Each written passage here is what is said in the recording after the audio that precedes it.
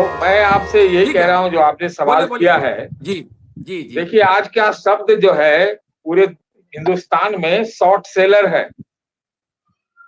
Short हाँ। Seller सबसे सादे शब्द जो है सुर्खियों में है।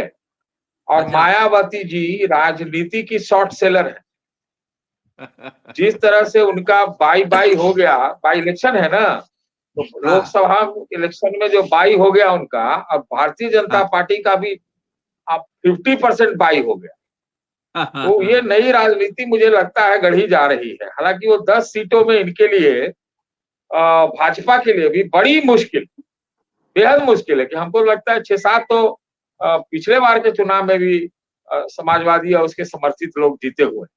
तो ये एक 5 सीटों मुश्किल में, है, पांच चीज है। सीटों में समाजवादी और के लोग जीते शीतल हुए। जी ठीक कह रहे हैं कि ये जो दलित लोगों, दलित भाइयों के लिए जो अभी सुप्रीम कोर्ट का जजमेंट आया, किसी की हिम्मत नहीं है कि उसको कुछ कर ले। अब नहीं लग रहा है, मुझे लगता है ये ठंडे बस्ते में जाएगा और ये संसद से बदला जाएगा। ये इम्प्लीमेंट होने लायक लग नहीं रहा, क्योंकि सबका एक लाइन से विरोध हो गया। कुछ न कोई कुछ कुछ बोल रहा है। ठीक बात है, वर्गीकरण जरूरी भी है, क्योंकि एक बहुत ज्यादा लाभ ले जाते हैं। लेकिन दलित शब्द जो है अपने आप में ही कह देता है कि वो लोग कौन लोग हैं, जिनको सताया गया हो, जिनको दमन किया गया हो, जो मतलब क्या कहते हैं, सैकड़ों सालों से इसी तरह से पीड़ित है। तो उसमें वोट बैंक अगर अलग जातियों के, तो कोई मायावती जी क्या कहलाएंगी, किस जाति की नेता कहलाएंगी? दलित की नेता तो कहलाएंगी नहीं फिर, जब ये वर्गीकरण और क्या कहते हैं क्रीमी लेयर हो गया। तो हमको लगता है कि मायावती जी साख बचाने के लिए भी चुनाव लड़ रही है। लेकिन क्या होता है ना, कि चुनाव में अगर आप अ, दुश्मनी ज्यादा दिखाएं तो दोस्त को फायदा हो जाता है। ये बात आप ठीक से समझिए हाँ। कि अगर दुश्मनी आप ज्यादा दिखाएं तो दोस्त को बहुत फायदा हो जाता है, और अपनी भी साख थोड़ी बच जाती है, और इसमें शॉर्ट सेलिंग भी अच्छा हो जाता है। नहीं बिल्कुल। तो लेकिन यही मायावती जी का यही प्रयास लगता है, क्योंकि अभी तक जिस तरीके से उनका पूरा रवैया रहा है, उनका अप्रोच रहा है, वो बिल्कुल उस दिखाता है कि बहन जी किस तरफ हैं। उनका कहने के लिए अलग था लोकसभा में कि नहीं हम किसी के साथ नहीं है, लेकिन उनका हर एक्शन, उनकी हर बात उसी तरफ डायरेक्ट थी। और सारा जो है एक्सपोजर तब हो गया जब उन्होंने अपने भतीजे को, मैंने इसीलिए भांजे को, सॉरी, उन्होंने पार्टी से निकाल दिया। क्यों क्यों सतीश जी? मैं ये कह रहा हूँ, मायावती जी जो है ना, वो हम्म। शेयर बाजार के सेंसेक्स की तरह चलती है कि नहीं?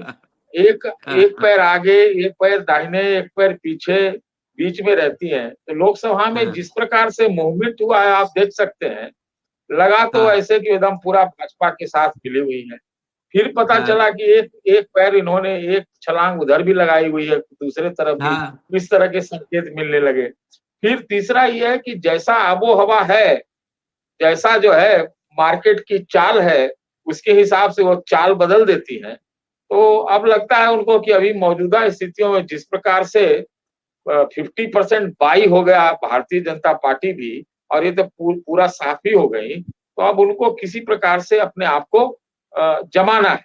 तो ये जमाना है, अगर कुछ भाव भटका रहेगा तभी तो कोई पूछेगा भी, चाहे इधर वाले चाहे उधर वाले। जब कोई पूछे, हाँ। लगातार आपकी वोट कम हो जाए, आपका असेंबली इलेक्शन में सुपड़ा साफ हो जाए, और कहाँ आप 10 या 9-10 सीट जीती हुई थी पिछले लोकसभा में, तो ये मामला जब वो खात्मे पर जा रहा है, तो कुछ ना कुछ करना पड़ेगा ना। तो मुझे लगता है वही हाँ। वो फिराक मैंने तो कहा वो बाई इलेक्शन में लड़ती थी। तो बाई इलेक्शन मतलब उनके लिए, मायावती के लिए बाई बाई था पहले। लेकिन अब आई है, तो देखिए अब इसका क्या फर्क पड़ता है। अब क्या कहते हैं इनका, ये चुनाव इसलिए भी महत्वपूर्ण है कि अगर कुछ बढ़िया कर लिया योगी जी ने, तो फिर हम्म। ऐसे भी उनकी भी कुर्सी डोली हुई लगती है, वो बचेगी। हम्म। दूसरा, अगर खराब बिल्कुल। हुआ तो अब पता नहीं क्या होगा। लेकिन ये भी बात सच है, ये एकदम सच है कि ये चुनाव नतीजों का प्रभाव उत्तर प्रदेश में पड़ेगा।